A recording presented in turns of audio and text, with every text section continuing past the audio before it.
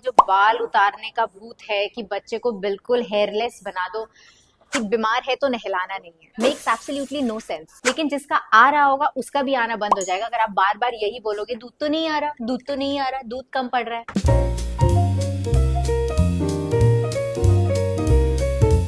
What is the most bizarre traditional advice you've ever heard from a patient's dadi or nani? कि बीमार है तो नहलाना नहीं है, मेक्स एब्सोल्युटली नो सेंस। बीमार है तो और ज्यादा जरूरी है ना कि हाइजीन मेंटेन करो।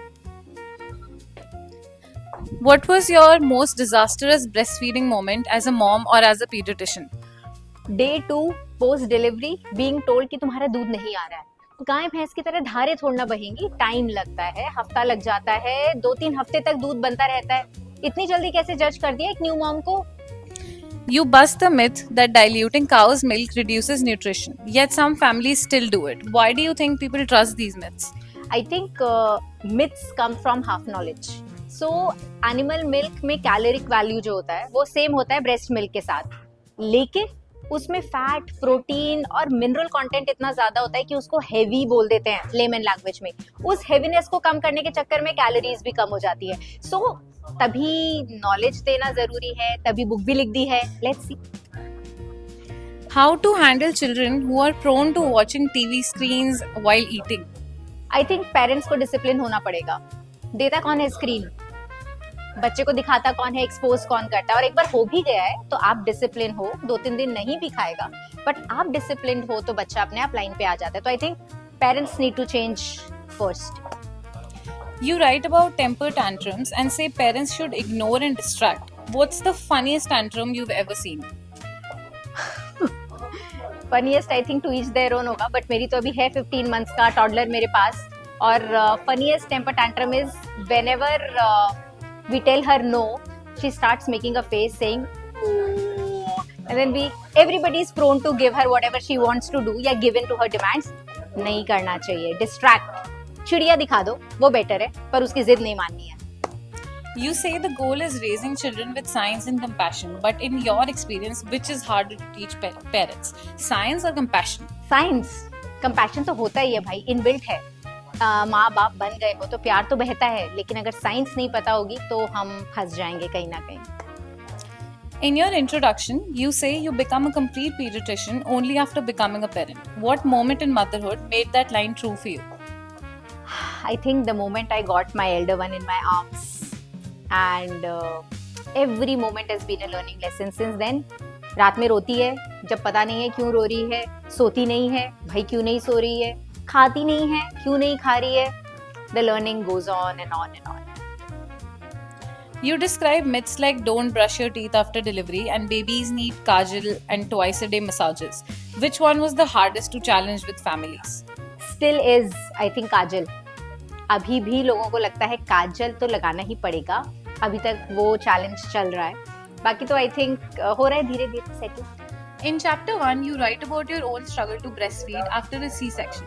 How did that experience change how you now talk to new moms? So I think जब तक वो रास्ता खुद ना चला हो, स्ट्रगल्स, अप्स एंड डाउन्स का पता नहीं चलता है। Being 2 times caesarean section mom, now I know कितना प्रॉब्लम होता है भाई, कितना दर्द होता है, उठना बैठना भी मुश्किल है। So slow and steady with this confidence कि it will happen, probably not on day 2, on day 10, but it will happen. It has helped me a lot.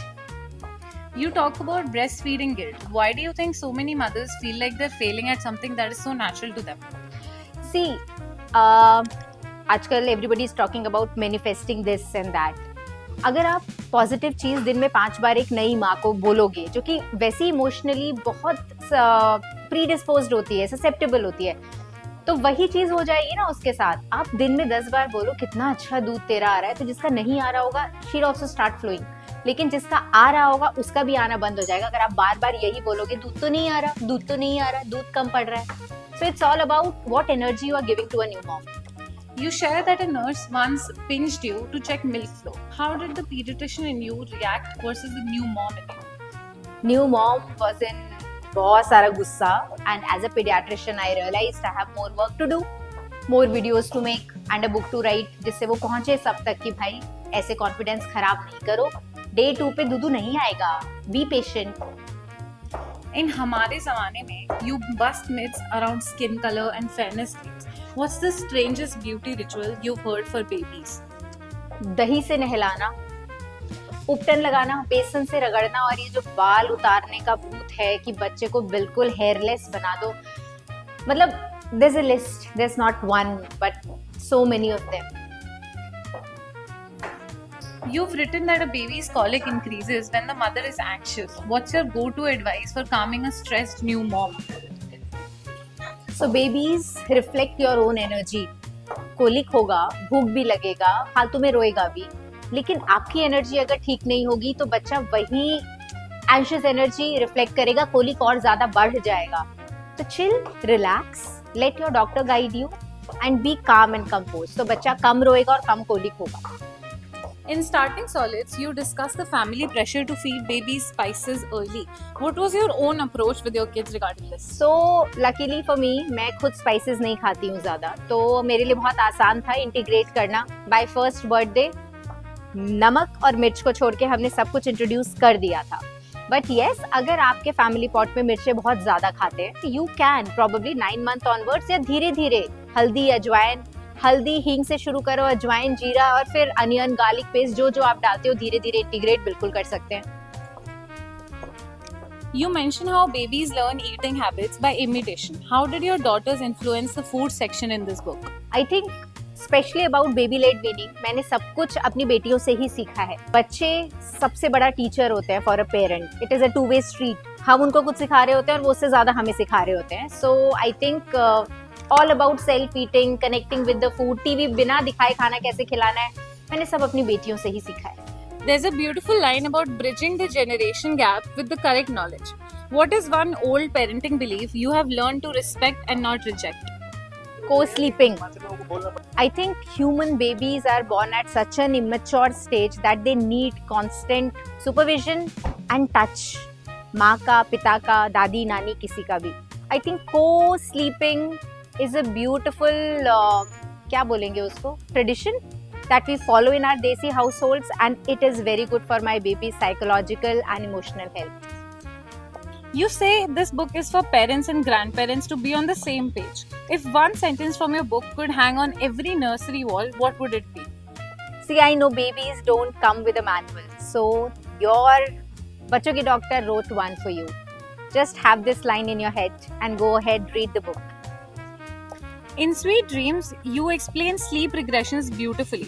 But tell us honestly, is the sugar rush before bedtime a myth or a reality? Do chocolates really make kids go wild at night? So it is to each their own. There are kids who will react to it that way, and there are kids who will not react to it at all. But like we say, खाना जो भी खिलाना है, 2 साल से पहले तो आप खिला ही नहीं रहे हो ना आइडियली शुगर या बाहर का खाना. जो भी खिला रहे हो, सोने से एटलीस्ट 1-1.5 घंटा पहले खत्म हो जाता है. तो शुगर रश भी आके चली जानी चाहिए ideally. But yes, give a balanced meal. Do not go overboard with sugar किसी भी एज के बच्चे के लिए.